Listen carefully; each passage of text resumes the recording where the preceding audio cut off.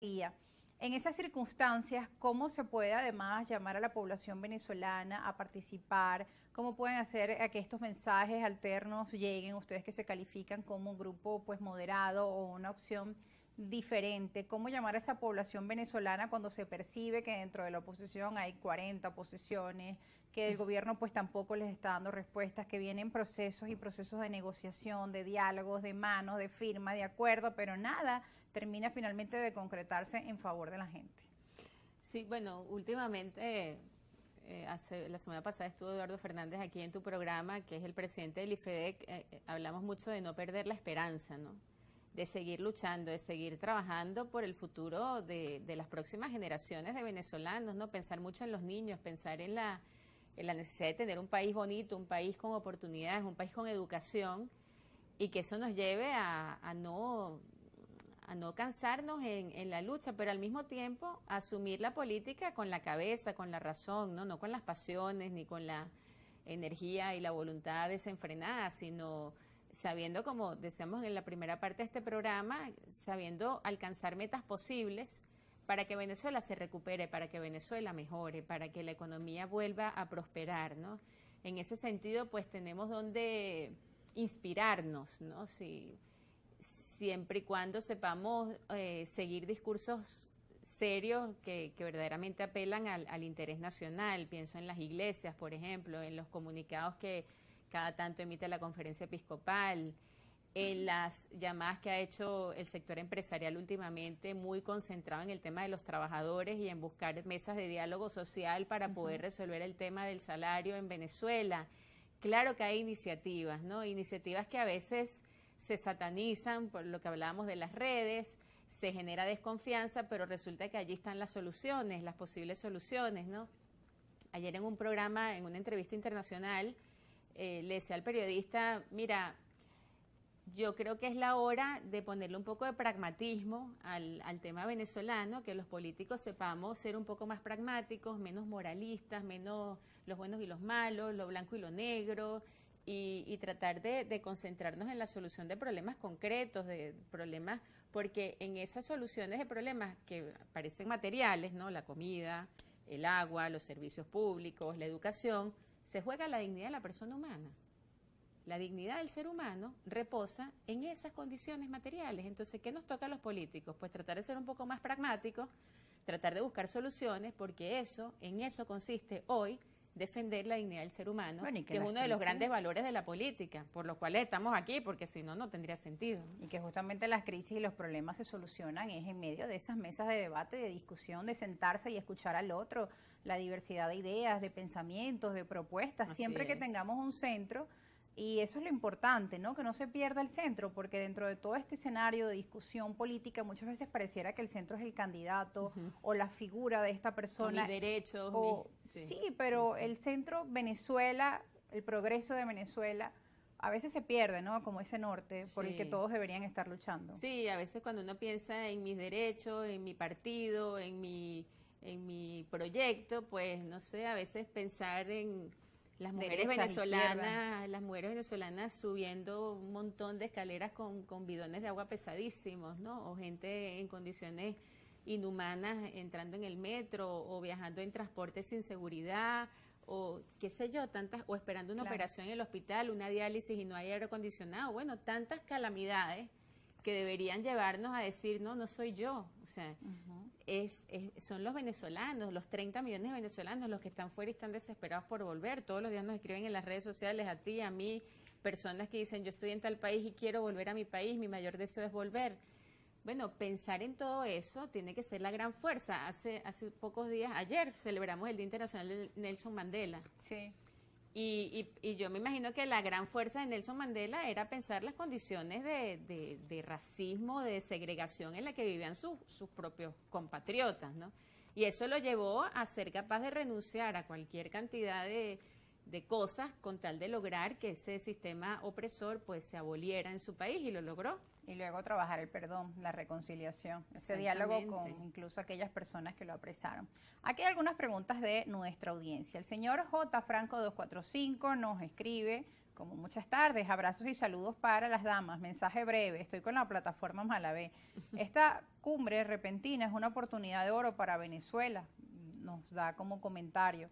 También habla de la ola de calor de este verano que promete un crudo invierno con Rusia al margen, parecía que respiraban gas licuado. También las necesidades geopolíticas que en estos momentos tiene Europa, las necesidades que tiene América Latina y cómo pueden quizá ambos continentes encontrar soluciones o respuestas para ambos. Claro, necesidades que se convierten en oportunidades para Venezuela, ¿no? Dado el recurso del petróleo que tenemos y que tenemos que sacarle el máximo provecho en el tiempo que le queda de vida, ¿no?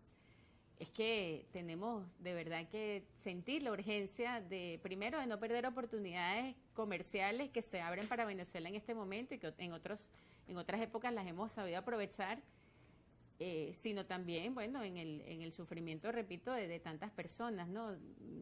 De verdad que a veces uno, si tuviera una varita mágica, ¿no?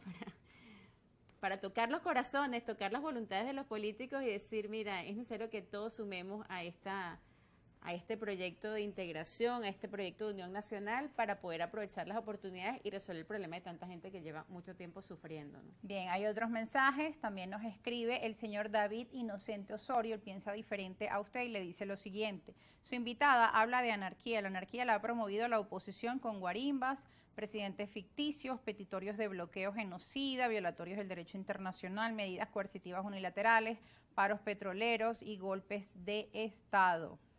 Bueno, todas esas cosas que puedo coincidir con él, que son anárquicas, son chiquiticas, así, de este tamaño microscópicas, al lado de la anarquía del gobierno, ¿no? O sea, al lado de la anarquía que encontramos cada vez que queremos hacer un trámite, cuando vemos el deterioro de los servicios básicos en Venezuela, cómo la corrupción se ha llevado, pues, millones de dólares y lo que ha dejado es monumentos, obras sin terminar, obras sin concluir, un país que no se ha modernizado, que acabó con la empresa privada, que acabó con la industria, que acabó con las empresas incluso del Estado, acabó con PDVSA, acabó con las empresas básicas.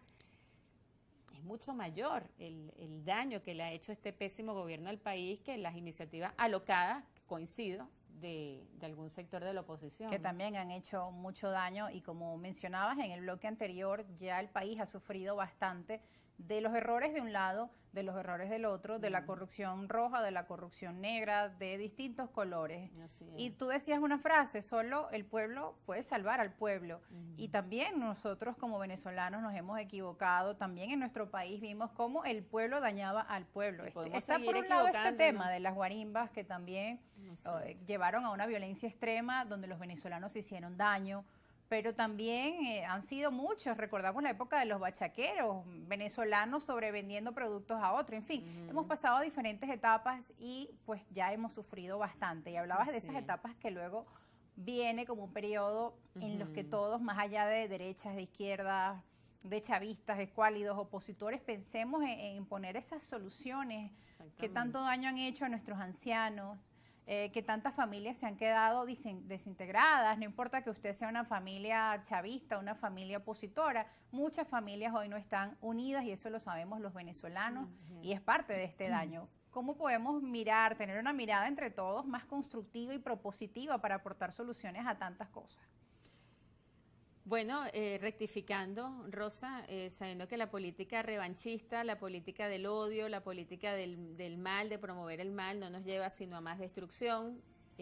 Tenemos que, digamos, como se dice en el lenguaje religioso, ¿no?, convertirnos hacia el bien. O sea, tenemos que ser personas de bien común, personas que sean capaces de deponer deseos de venganza, deseos de justicia por las propias manos, a la reinstitucionalización del país, ¿no?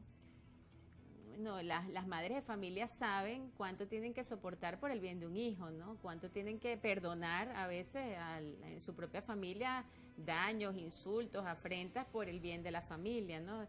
El sufrimiento no, digamos, una injusticia uno no la sana interiormente sino hasta que es capaz de perdonar.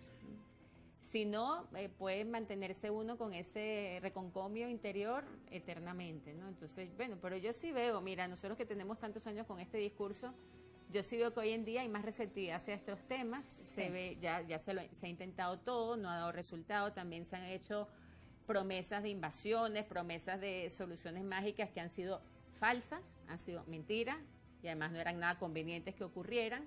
Entonces también yo creo que hemos aprendido lecciones en estos años. El que no haya aprendido lecciones en estos años es que no ha sufrido nada, Claro. es que no le ha costado nada, es que no ha experimentado el dolor tan profundo que se tiene que experimentar para cambiar un estilo de vida, un pensamiento por otro más constructivo, digo yo, ¿no? Mercedes, tenemos que ir a una pausa. Muy bien. Gracias por ese mensaje y esa reflexión. Respuestas para nuestra audiencia que nos escribe a través de nuestras cuentas en redes sociales, @argumentos_g en Twitter. Ya volvemos.